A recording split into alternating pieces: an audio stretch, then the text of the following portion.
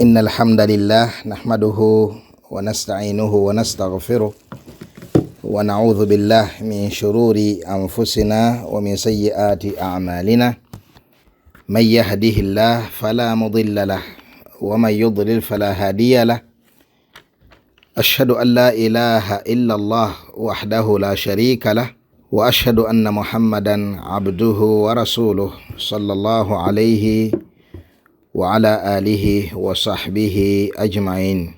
tumwebaza owekitiibwa Allah subhanahu wa ta'ala, tumusaba asookusaasira n'emirembe ku mubaka Muhammadi sallallahu alayhi wasallam al-mab'uuthu rahmatan lil alamin. Tukyagenda mu maaso n'ekyafaayo eky'abaana aba Isirayiri oluvannyuma lw'okuwona Firawuni. Bo beeyisa batya? Baamanya obulungi bwa Allah subhanahu wa ta'ala gye bali, ne babeera abaddu abalungi nga bwe baali bateekeddwa okubeera, oba nabo bakwata ekkubo lya Firawuna lye yaliko, oluusi ne babeeranga n'okuliyitako baaliyitako. N'olwekyo we tuli twabadde tulaba ekyafaayo kya Malika Saba, omukyalo ono eyali kabaka w'obwakabaka bwa Saba, ng'erinnya ayitibwa Bilqis. Erinnya ly'omukyalo oyo ayitibwa Bilqis, nga Saba bwakabaka bwali mu mambuka g'eggwanga erya Yaman mu kifo olwaleero ekiyitibwa Marib, era nga obwakabaka obwo bwatambula ebbanga.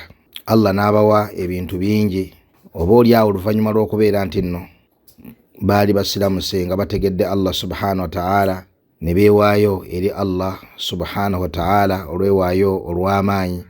Oluvannyuma Allah n'abeera nga yabawa ebyengero ebiyitirivu omwali ennimiro eri gye twalabako. Naye bwe baakyusa nga bwe kitera okubeera nti emirembe bwe gitambula abantu batera okukyuka ne bava ku ekyo Allah kye yali yabateerawo mu imaani n'okugoberera ababaka be, ne bafuuka b'amawale ne bawunzika nga ow'ekitiibwa Allah subhanahu wa ta'ala naye akyusizza obulungi bwe gye bali. Allah yagamba nti fa'aradu fa arsalna alayhim sayla al-arim wa baddalnahum bijannatayhim jannatayn dhawatay ukulin khamti wa athil wa shay'in min sidrin qalil. Oluvannyuma bwe baasenguka nga bwe twalaba ne bagenda e Madiina, ne bavaamu kabira ezebbiri eya Aus ne Khazraj, bwe twalaba ensonga eyo. Nga tuzze wennyini we twakoma, omukyalo ono yagamba kabineeti ye nti abange innal muluuka idha dakhalu qaryatan afsaduha wa ja'alu a'izzata ahliha adhilla wa kadhalika yaf'alun. Bwe yabeebuuzaako mugamba mutya ku kiwandiiko kino Sulaimaani kyampeerezza, innahu min Sulaiman wa innahu bismillahi rrahmani rrahim. Mwogera ki ku kiwandiiko kino?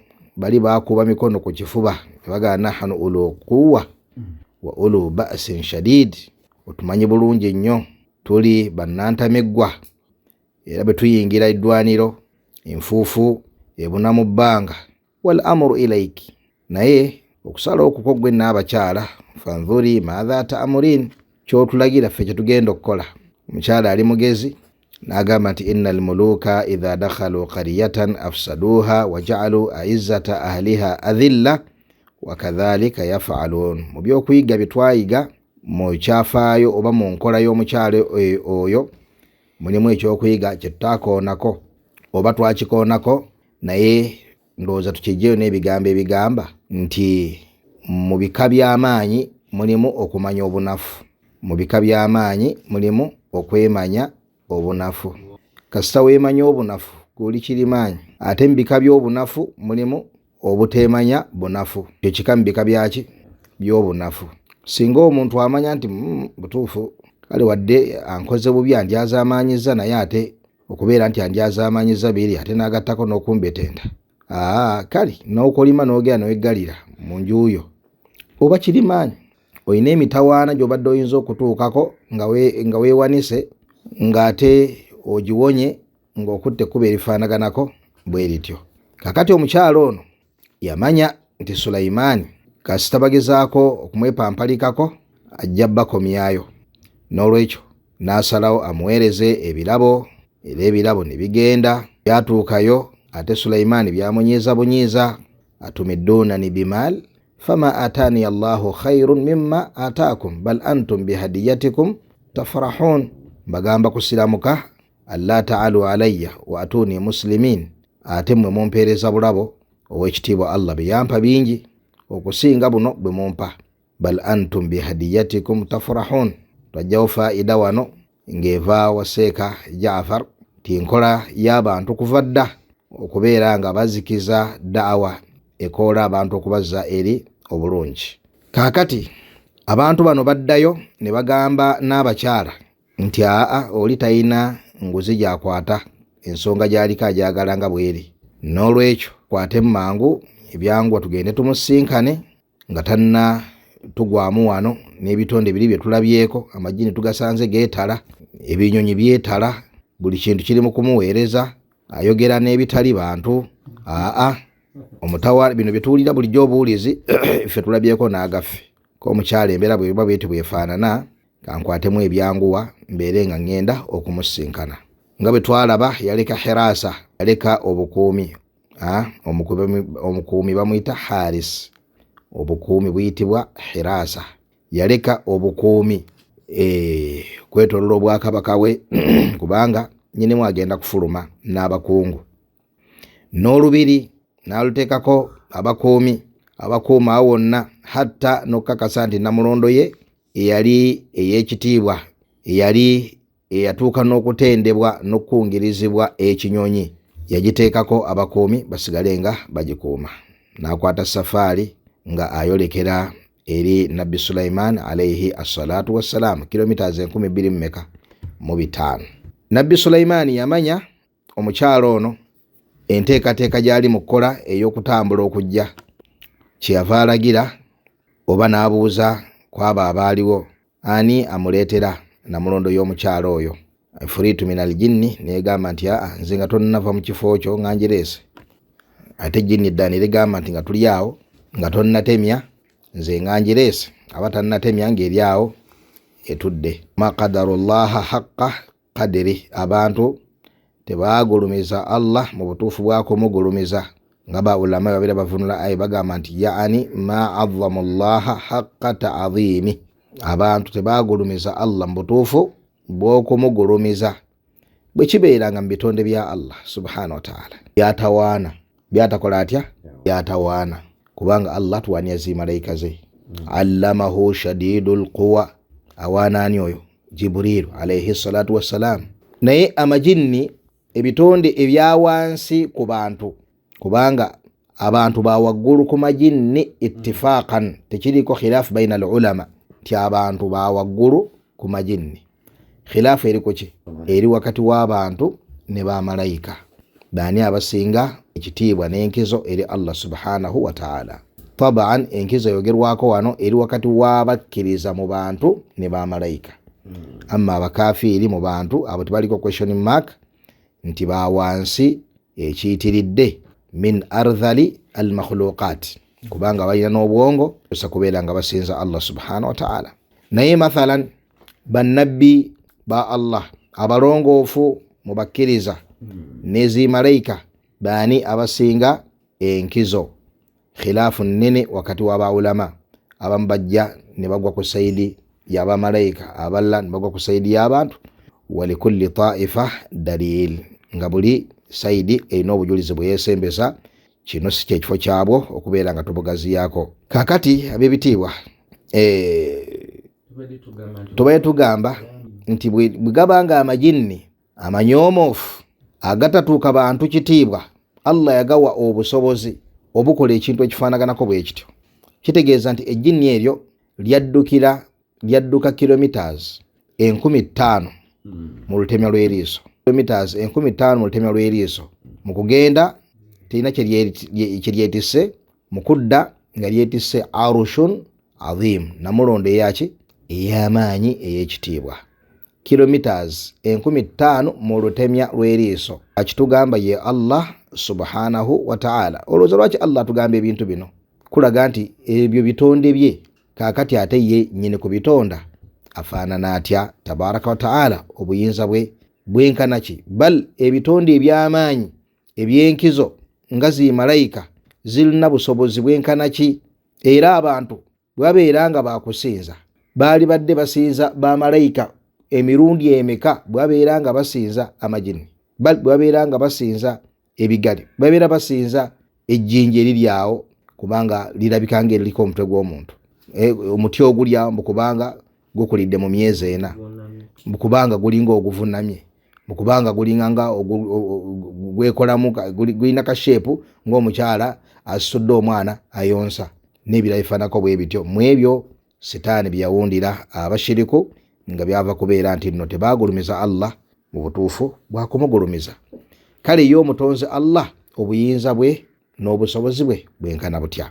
Arushi y'omukyala etudde ewali nabbi wa Allah tabaraka wa taala Sulaiman alayhi assalatu wassalam. Sheikh Muhammad olaba otya tutandikirawo? Naam, twakoma ku aya ki? Naam, tika bihi.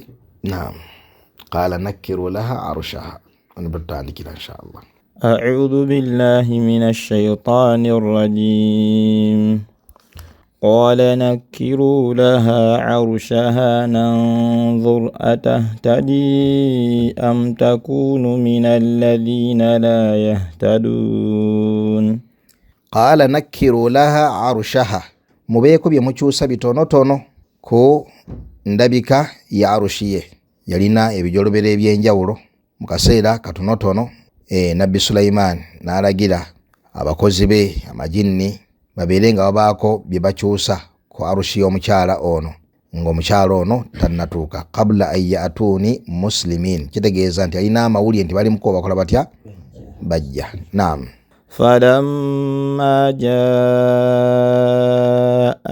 فلما جاءت قيل أهكذا عرشك قالت كأنه هو وأوتينا العلم من قبلها وكنا مسلمين. فلما جاءت omukyala ono bwe yatuuka ewa nabbi Sulaiman alayhi salatu wassalam azze n'abantu be nga tewali nsonga yonna ebaleese wabula bazze basiraamu. Bazze baki? Basiraamu.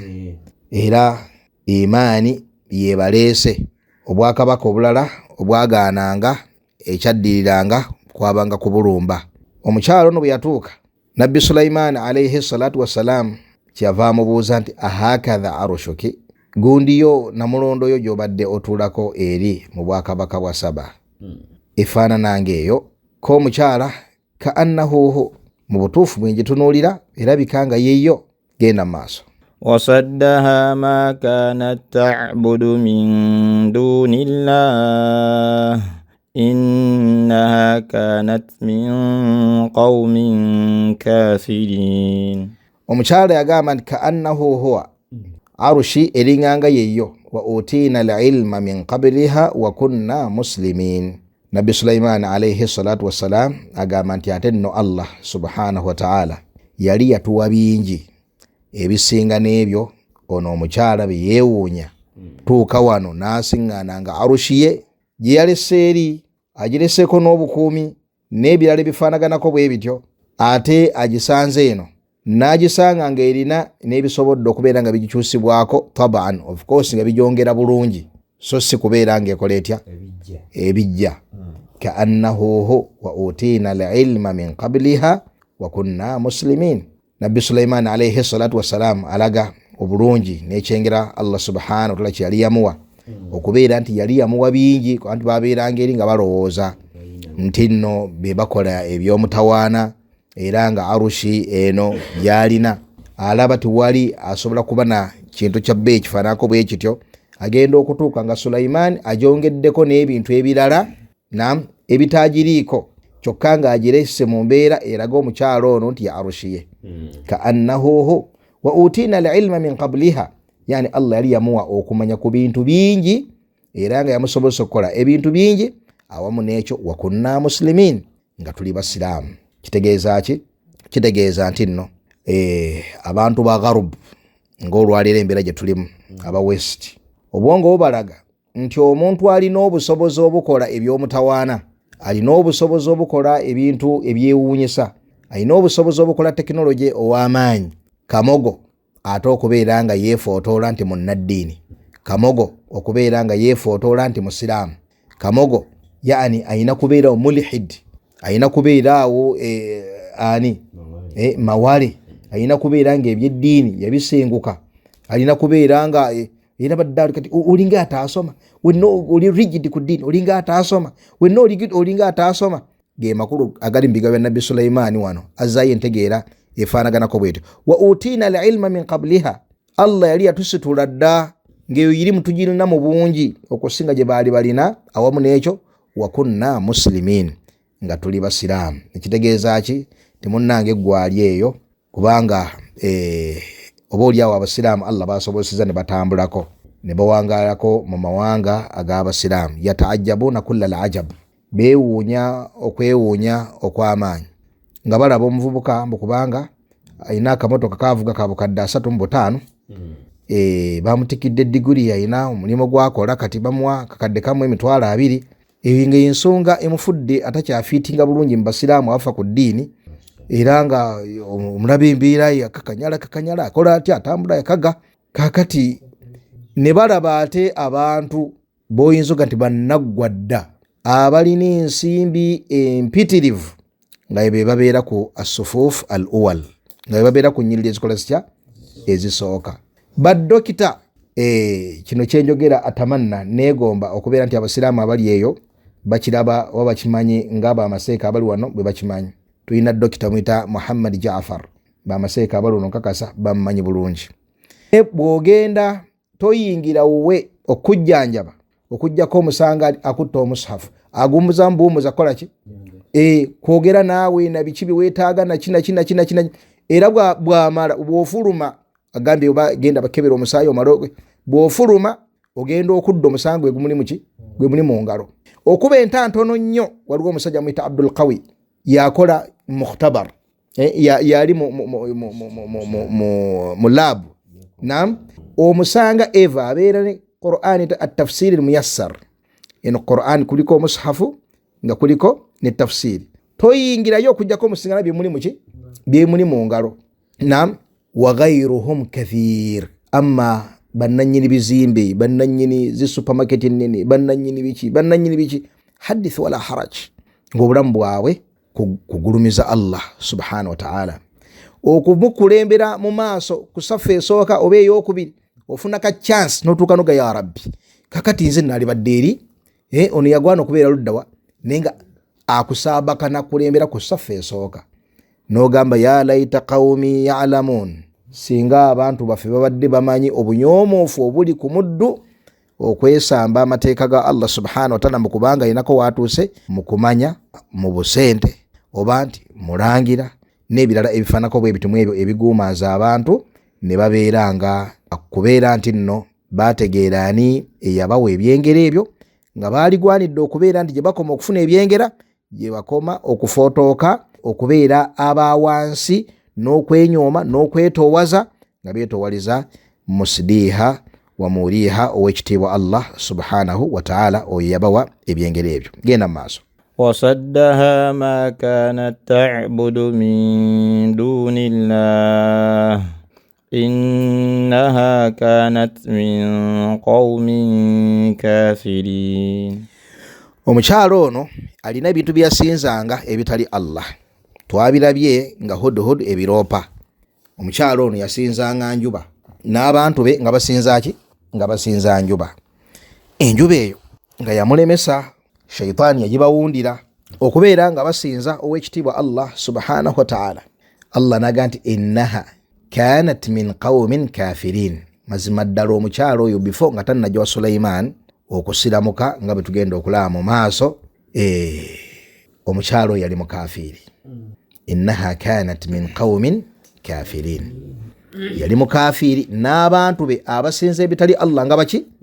Nga bakafiri.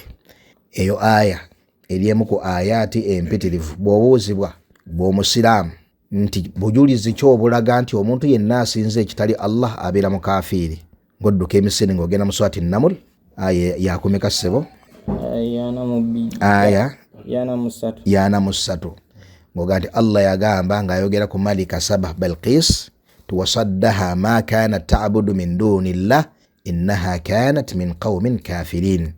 Omukyalo ono yali mukafiri, yasinzanga ebitali Allah subhanahu wa ta'ala. Era osooka okudduka emisiri n'ogenda mu surati Al-Mu'minun weekomera ddala Allah yagamba nti waman yad'u ma'a Allahi ilahan akhar la burhana lahu bihi fa innama hisabuhu 'inda rabbi innahu la yuflihu al-kafirun. Innahu la yuflihu al-kafirun. Aye gambe etya oyenna asinza munnange ne bwoberanga ne Allah weejaga nti omusinza nga weejaga kujjuma obaayo ekanzu olina ejjinja lya wuzumu eriri mu lujja emikalabanda olina eminagiro ejjubbe yakawemba bwe mutuuka mugundi mu nsonga zaki mu nsonga z'abasiraamu oli muteesa mulungi akabokisi go kakwata oluvannyuma lw'ejjuma mwe basuula ebinusu abasiraamu bakubirize bavaawo ku jjuma muyite iwange waliwo ekyemisana.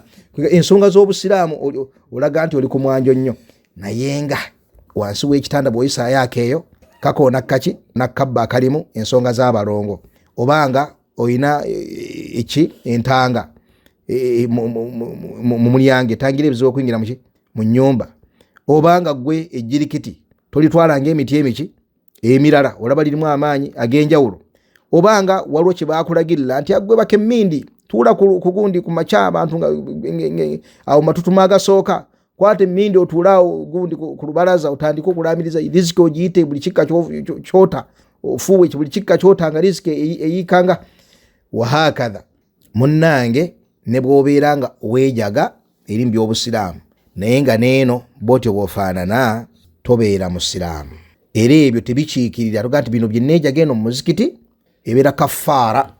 Kafaara tukiri tutya kwegamba mutango gwakiri ate kyensobye eri kuba kati wano wali ndi mu kwetaasa naye ate nakulaga Katonda naye nkola ntya mwagala. Obwe bukafiiri bwennyini Allah yagamba tabaraka wa ta'ala ti waman yad'u ma'a Allahi ilahan akhar. Oyo Allah tagamye waman la ya'budu Allah tagamye ti ato oyo yenna atasinza ku Allah agambye asinza Allah omulabi bwe yejaga muzikiti naye nga ma'a Allahi ilahan akhar alinayo n'ebirala ebimufuula bize kubanga ye hujja y'abashiriku naffe Katonda tumumanyi mumuloza tetumumanyi. Allah teyakutonda kumumanya, Allah yakutonda kumwawula mu kumusinza, teyakutonda kumumanya nti kimanyi Katonda gyali. Tekigasa n'akamu n'akeddagala kitaawo oba omukaafu walidde okumanya nti yakuzaala ate nga legiensi yo ya muliraanwa byonna rights za kitaawo waziwa muliraanwa naye ng'omumanyi bulungi nti yekitaawo ate kikwongera na bukafiiri okuba nti omumanyi. Kikwongera na bukafiiri okuba nti omumanyi ye Katonda ye yakutonda yatonyesa enkuba yakole ekyo tekikendeezaako ku bukafiiri. Katonda ffe tumumanyi temuyinza okuluka Katonda tumumanyi.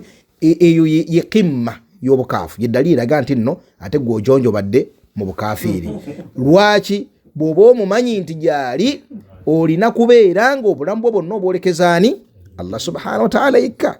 Kitegereka ekyo naye okumanya nti waali ate n'obeera nga ebibye wabikwasa lubaale, ebibye wabikwasa masitaani, ebibye wabikwasa obuntuntu bwonna akantu konna akatagira nemwe mulowooza enjuki zino okujja mu kisasi kino zazeewo zokka gwanya gambya zazeewo zokka Allah yazireeseewo. Olidde bulungi obuyibwa okujja wano mumulowooza bwerese bwokka ani yage bwerese bwokka Allah yabuleeseewo. Olidde bulungi lwaki gwe kikususseeko eyo gye bubeera gwe wabuteekayo era Allah yabuleese na wano si bwe kiri. N'olwekyo yo omushiriku obulamu bwe kuwanuuza mu buntuntu butategerekeka. Waliwo atalina gyava, waliwo atalina nsibuko, waliwo atalina nsibuko. Omuntu n'akafuulira Allah mbu olw'okuba alina ensibuko. Olidde bulungi waliwo omu ku banene mu gavumenti mukukunavu ddala yagendako vidiyo emuleeta ali eyo mu bisozisozi ali mu mayinja agira asaba akola atya munene oba namba 2 oba namba 3 tasukkawo awo. Kaakati tugenda okulaba nga bannamawulire bwe bamunenya yagamba ani atalina gyava, waliwo atalina gyava. Wallahi nga we bujulizi bw'alina bwawe ensi lwaki abadde avudde ku Katonda n'agenda eyo mu gayinja gy'abadde gye bamulagiridde ewaliki kati hadha huwa ainu ad-dalal obunno bwe bubuze obw'ekika ekyaki ekyawaggulu. Kakati tugambye nti Allah subhanahu mu aya eno ne aya eri mu surat al-mu'minun ne ayati nyingi eziri mu Qur'an bujulizi bw'owo omuntu yenna asinze ekitali Allah subhanahu wa ta'ala, omuntu atasinzizaako ddala Allah mu obujulizi bwa aya eno kitegereka eya Malika Saba wasaddaha ma kanat ta'budu min dunillah, temuli bujulizi bulaga nti yasinzangako ku Allah wabula yasinzanga njuba mahaba. Ate agamba nti nange nejaga temundaba mu nsonga z'obusiraamu. Ani yawaye ettaka? Ani yawaye ettaka? Muzeeno mutukafuaze mujja ntufula bakafiri guno omuzikiti ani yaguwaayo sifa tuwawaye ettaka tugati wakola nnyo weebale ne inna Allaha mazima w'ekitiibwa Allah la yansuru hadha ad-din asobodde okutaasa eddiini eno birrajuli al-fajir wa fi riwaya birrajuli al-kafir, asobodde bulungi okuwanirira eddiini eno n'omusajja omuki omukafiri. Nga bw'olaba nti nabbi wa Allah subhanahu nga bw'olaba nti taata wa nabbi sallallahu alayhi wasallam omuto bamuyita Abu Talib yataasa nabbi nze naawe byetasobola kumutaasa naye kubanga yabikolanga mushiriku Allah yawunzika amutadde muliro obugendevu naki n'agaana nabbi we tekamutaana n'amusabira. Ma kana linnabi walladhina amanu ay yastaghfir lil mushrikin walau kanu uli qurba min ba'di ma tabayyana lahum annahum ashab madha al-jahim.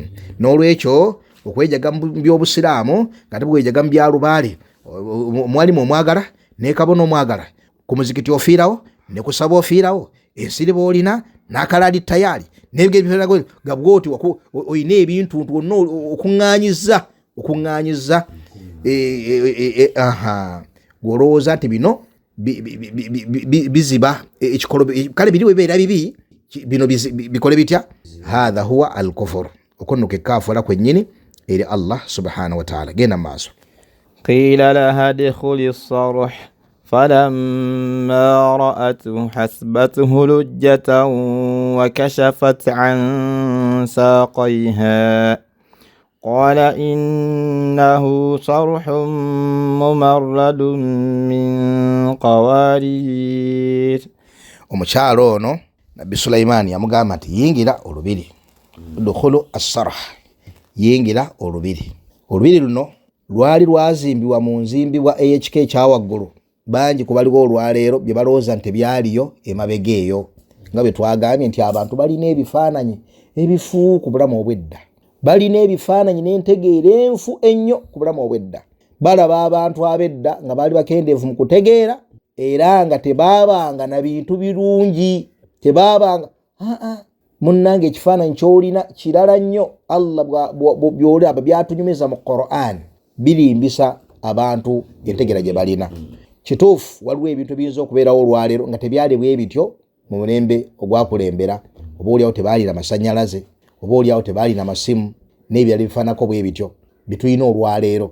Buli mulembe Allah agwa ebigufiitinga era nga bikola amakulu geegamu ng'agali ku mulembe gwe gwoliko ki gwoliko kwolwo oba mu kiseera ky'obeera olimu. Kaakati nabbi agamba omukyalo ono nti yingira olubiri.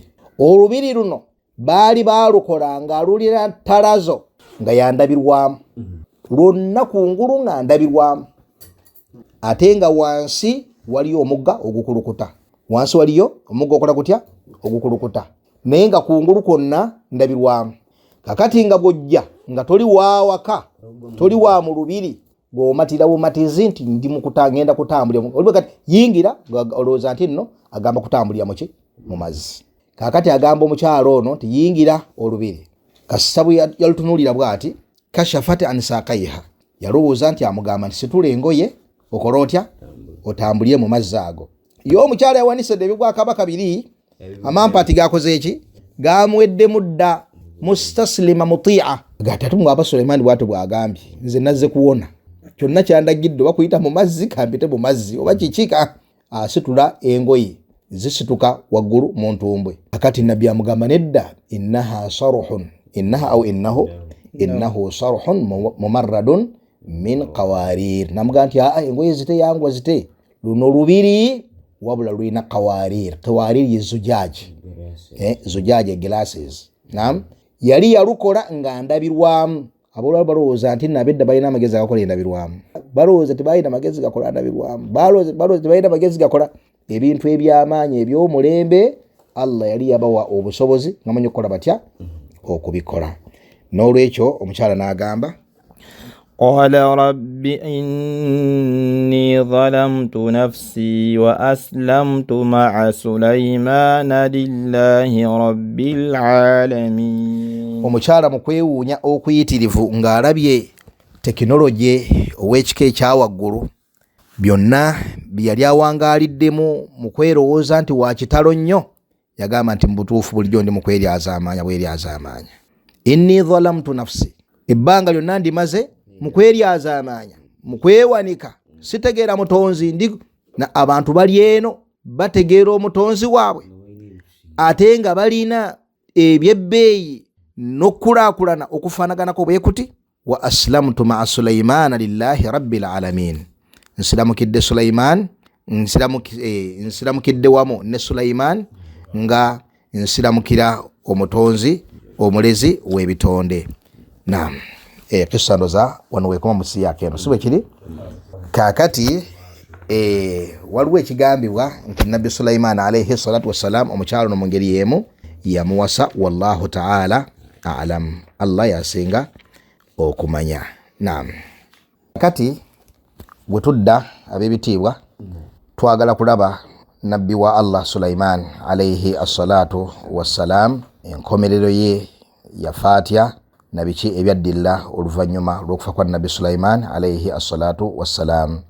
وفق الله الجميع لما يحبه ويرضى والحمد لله رب العالمين.